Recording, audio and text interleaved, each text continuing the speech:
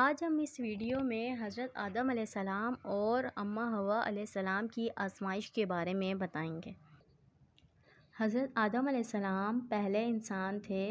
اللہ تعالیٰ نے آپ علیہ السلام کو مٹی سے پیدا فرمایا، پھر آپ علیہ السلام کے جسم میں سے روح پھونکی۔ اللہ نے آپ علیہ السلام کے لیے آپ علیہ السلام کی بیوی حضرت حوا علیہ السلام کو پیدا فرمایا۔ اس طرح آپ علیہ السلام کے ذریعے نسل انسانی کا آغاز ہوا۔ یوں حضرت آدم علیہ السلام ابو البشر یعنی تمام انسانوں کے والد اور اماں حوا علیہ السلام تمام انسانوں کی ماں کہلائیں۔ آپ علیہ السلام کا لقب صفی اللہ بھی ہے، جس کا معنی ہے اللہ کا چنا ہوا۔ اللہ تعالیٰ نے فرشتوں کے سامنے حضرت آدم علیہ السلام کی پیدائش کا ذکر فرمایا کہ میں زمین میں انسان کو اپنا نائب بنانے والا ہوں۔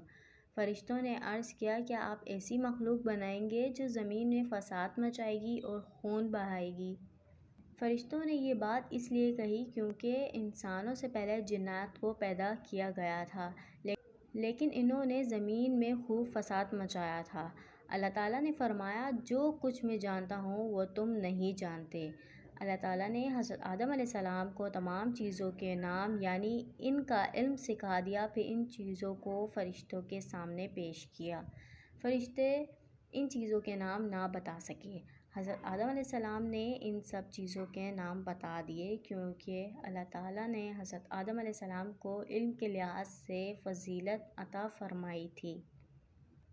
اللہ تعالیٰ نے فرشتوں کو حضرت آدم علیہ السلام کو سجدہ کرنے کا حکم دیا۔ تمام فرشتوں نے حضرت آدم علیہ السلام کو سجدہ کیا، لیکن شیطان نے سجدہ نہ کیا۔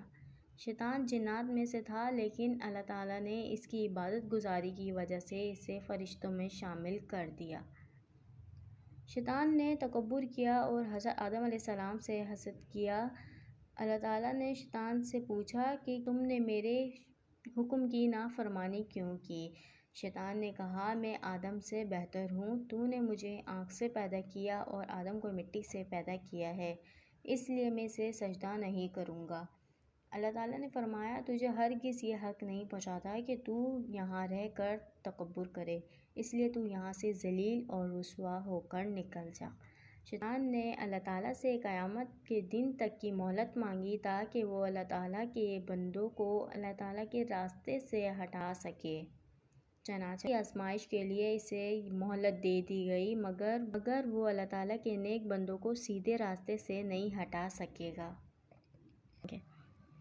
اللہ تعالیٰ نے حضرت آدم علیہ السلام کے لیے حضرت حوا علیہ السلام کو پیدا فرمایا اور ان دونوں کو جنت میں رکھا۔ اللہ نے انہیں اجازت دی کہ جنت میں جہاں سے چاہیں کھائیں پئیں، لیکن ایک درخت کے پاس جانے سے منع فرما دیا۔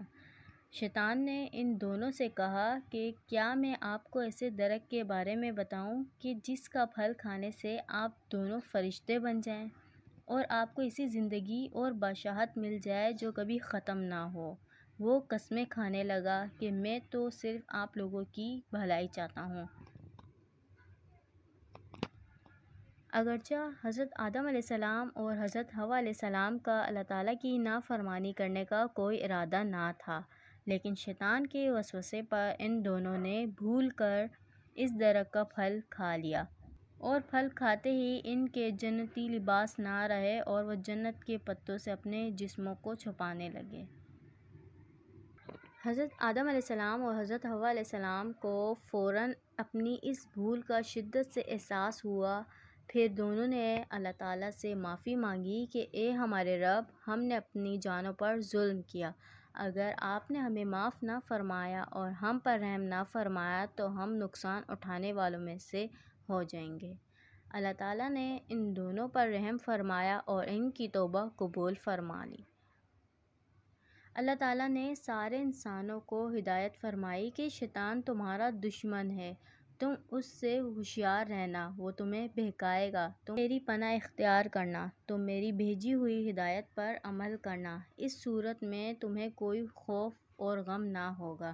اللہ تعالیٰ سیدھے راستے پر چلنے والوں کو اپنی رحمت سے جنت میں داخل فرمائے گا، لیکن جو لوگ شیطان کے بہکاوے میں آ کر اللہ تعالیٰ کی ہدایت پر عمل نہیں کریں گے تو شیطان کے ساتھ وہ بھی جہنم میں داخل کیے جائیں گے۔ اس قصے سے ہمیں یہ سبق ملتا ہے کہ ہمیں یاد رکھنا چاہیے کہ شیطان ہمارا دشمن ہے اور ہم سے حسد کرتا ہے اور وسوسہ ڈال کر اللہ تعالیٰ کی نافرمانی کی طرف لے جانا چاہتا ہے۔ ہمیں شیطان کے شر سے بچنے کے لیے تعوذ یعنی اعوذ باللہ من الشیطان الرجیم پڑھ کر اللہ کی پناہ مانگنی چاہیے۔ اگر کوئی غلطی ہو جائے تو